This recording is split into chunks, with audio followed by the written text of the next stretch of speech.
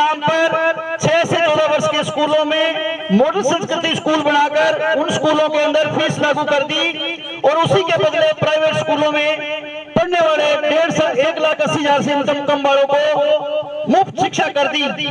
इसका सीधा सीधा मतलब यह है कि सरकार सार्वजनिक शिक्षा को बंद करने जा रही है।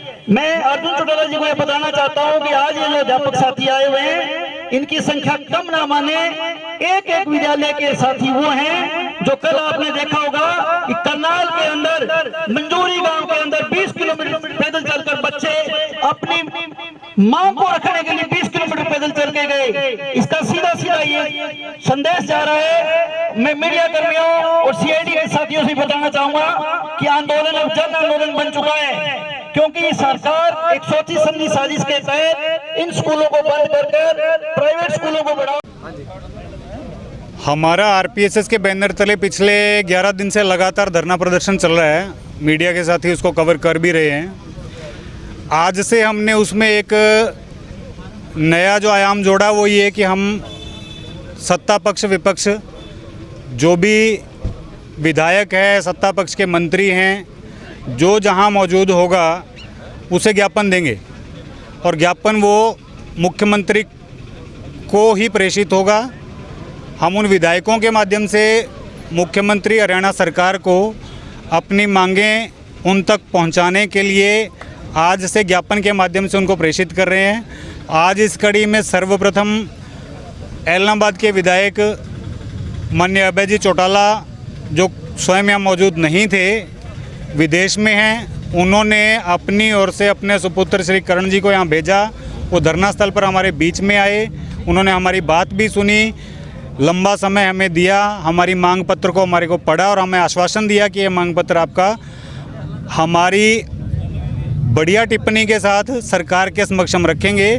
और हमने मंच के माध्यम से भी भाई करण जी से ये अपील की कि आप जाकर के सरकार को ये चेताइए कि शिक्षक जो है सामाजिक मुद्दों को लेकर के, बच्चों के मुद्दों को लेकर के, सार्वजनिक शिक्षा के विषयों को लेकर के आंदोलनरत है पिछले 11 दिन से, और वो अपने आंदोलन की रूपरेखा रणनीति बदले, उसे समाज के भीतर ले जाए, उसे और उग्र करे।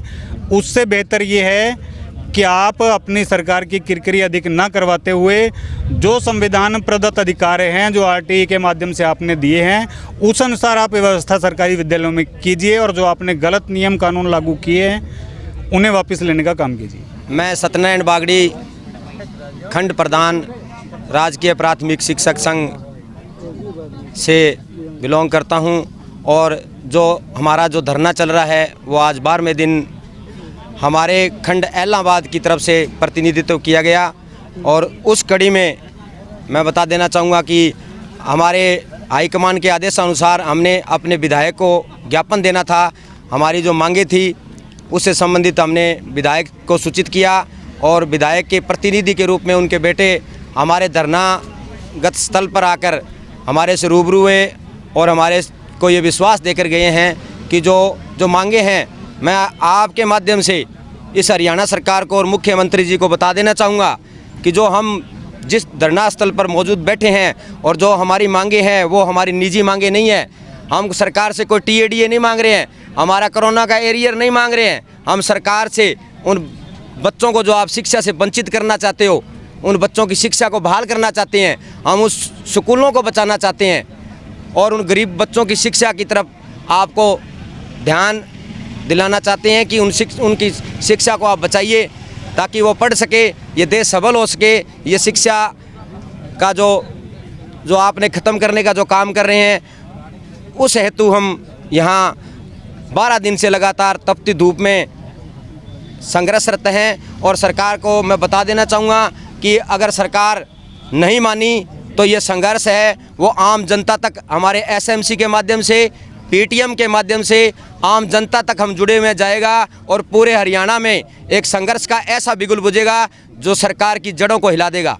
तो आपसे नम्र निवेदन है कि आप चेत जाइए और हमारी मांगों को जल्द से जल्द स्वीकार करके हमें स्कूलों में जाने दीजिए, हमें गरीब बच्चों को पढ़ाने दीजिए, हम उन स्कूलों को और शिक्षा को बचाने दीजिए। धन्यवाद। राज्य कार्यकारिणी के आह्वान पर 18 जून को हम पंचकूला में राज्य स्तरीय सम्मेलन करने जा रहे हैं। राज्य स्तरीय सम्मेलन के तुरंत बाद हम चंडीगढ़ की ओर मुख्यमंत्री आवास का घेराव करने के लिए कूच करेंगे। यदि सरकार फिर भी हमारी बात को ध्यान से नहीं सुनती है, हमारी बात को पूरी तरीके से नहीं सुनती है, तो बहुत बड़ा एक आंदोलन का रूप रखा जाएगा। आगामी रणनीति तैयार की जाएगी उसी दिन।